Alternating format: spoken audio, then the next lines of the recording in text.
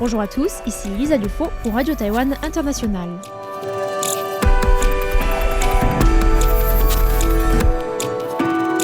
C'est l'heure de la revue Asie-Pacifique, une sélection de sujets d'actualité alternée d'émissions thématiques sur l'Asie-Pacifique.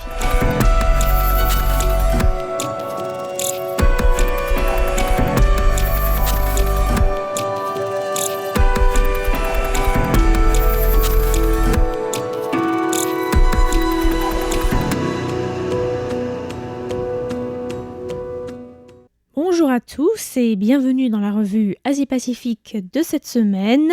Dans la revue de presse de ce mardi 10 janvier, je vous propose de revenir tout d'abord sur la rencontre entre les dirigeants philippins et chinois à Pékin qui a eu lieu la semaine dernière. Nous évoquerons aussi la reprise du tourisme en Thaïlande, secteur clé de son économie, en particulier avec le retour des touristes chinois suite à la fin de la politique de zéro Covid en Chine.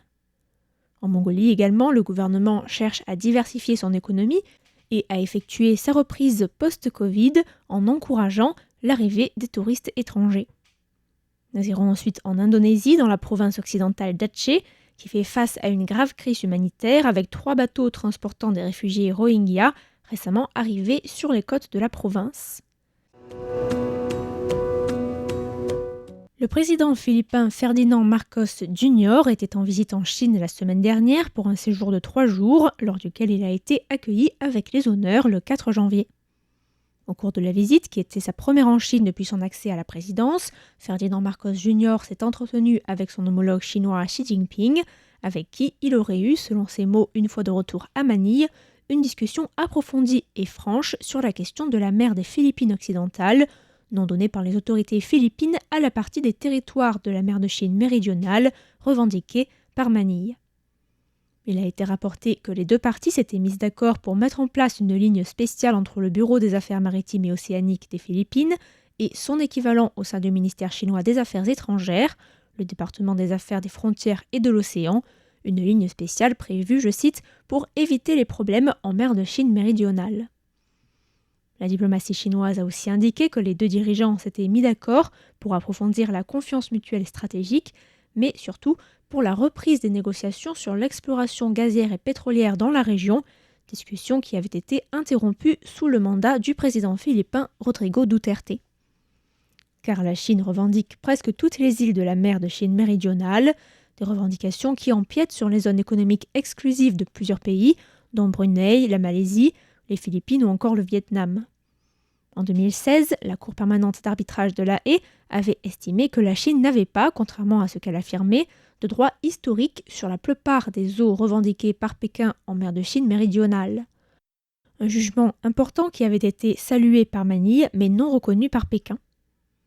Mais la Chine reste encore aujourd'hui le principal partenaire commercial des Philippines et les Chinois représentent également la principale manne touristique pour le secteur local.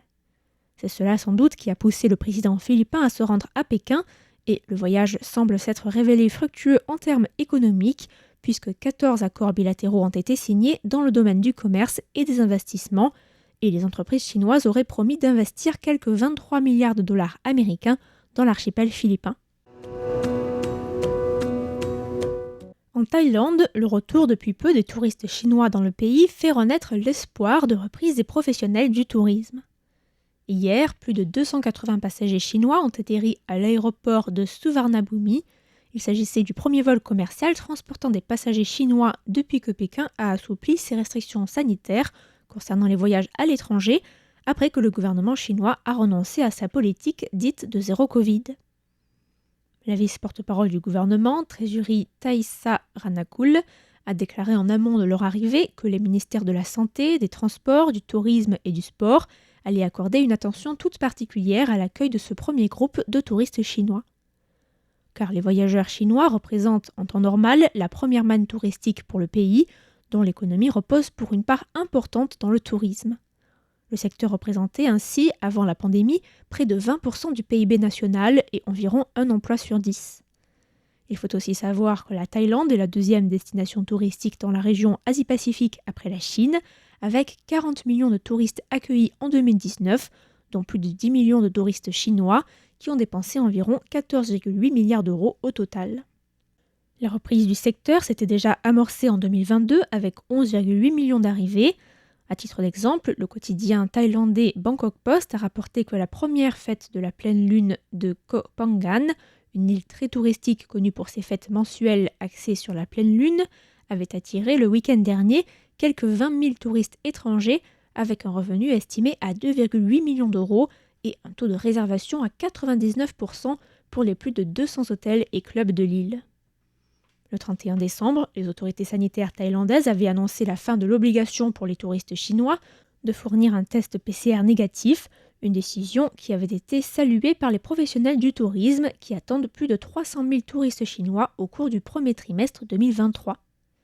Mais l'annonce a aussi provoqué un débat national en raison de la hausse du nombre de cas en Chine. Et le gouvernement thaïlandais a annoncé samedi dernier des nouvelles restrictions sanitaires en rendant obligatoire pour les touristes de fournir la preuve de 2 doses de vaccin contre le Covid-19. L'annonce, qui a pris effet hier matin, a provoqué la colère du secteur qui craint que cette mesure ne compromette la reprise de ce dernier, qui fonctionne actuellement à 70% de son niveau pré-pandémie.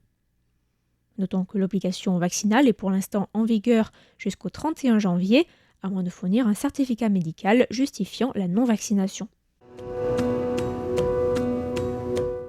Le ministère des Affaires étrangères de la Mongolie a annoncé vendredi l'ajout de 34 pays supplémentaires sur la liste des nationalités exemptées de visa pour se rendre en Mongolie, portant à 61 le nombre de nationalités bénéficiant de cette exemption. L'exemption permet aux visiteurs originaires de ces pays de rester en Mongolie pendant 30 jours et elle est applicable jusqu'à la fin 2025 et concerne 32 pays européens tels que l'Autriche, la France, la Belgique, la Hongrie ou encore le Danemark, mais aussi la Nouvelle-Zélande et l'Australie. Cette mesure vise à stimuler le secteur du tourisme, gravement touché par la pandémie, même si le secteur de l'hospitalité n'est pas un secteur clé de l'économie mongole, qui dépend davantage de l'exploitation minière. L'extraction minière, principalement du cuivre, du charbon et de l'or, représente ainsi environ un quart du PIB mongol, mais cette dépendance rend l'économie mongole vulnérable face aux fluctuations des cours des matières premières, ainsi que face à la demande chinoise, puisque le pays est enclavé entre ses voisins chinois au sud et russes au nord. Par ailleurs, la Chine étant son premier fournisseur et le premier importateur de produits mongols, près de 90% principalement des produits miniers, la pandémie de Covid-19 a fortement impacté l'économie du pays, d'autant plus que la plupart du commerce se fait par voie routière. Le pays fait donc face à de fortes difficultés économiques, avec par exemple un taux d'inflation de 13,2% en décembre 2022, une crise écologique touchant les sols et la pollution de l'air dans la capitale, mais aussi de fortes inégalités couplées à une corruption endémique, autant de facteurs qui ont poussé une partie de la population dans les rues en novembre dernier. Le développement du tourisme représente donc une opportunité pour le pays de diversifier son économie. C'est pourquoi les autorités mongoles ont déclaré que 2023 et 2024 seraient les années pour voyager en Mongolie et se sont fixés comme objectif d'accueillir 1 million de visiteurs étrangers en 2024 et de dégager ainsi de ces voyages un revenu d'1 milliard de dollars américains pour le secteur touristique. En Indonésie, la province d'Aceh, dans l'ouest de l'archipel, fait face à la crise humanitaire des réfugiés Rohingyas.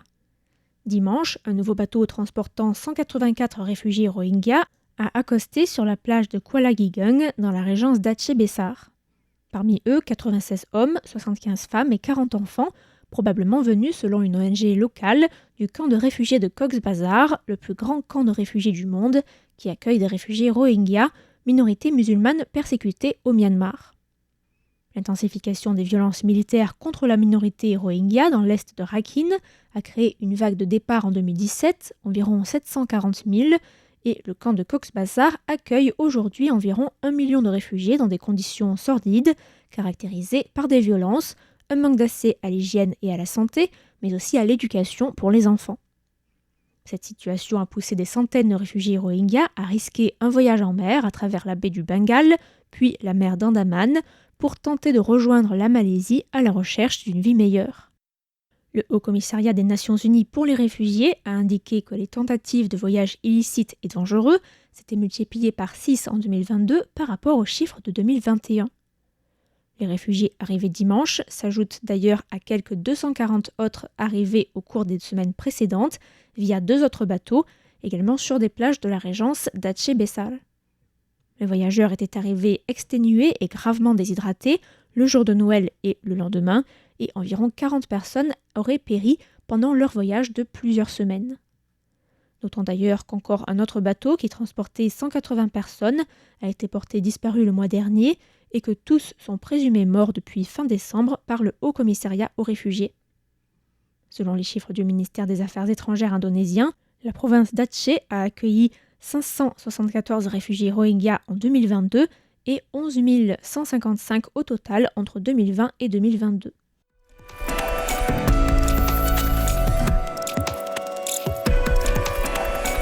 C'était la revue Asie-Pacifique de cette semaine, présentée par Lisa Dufaux pour Radio Taïwan International.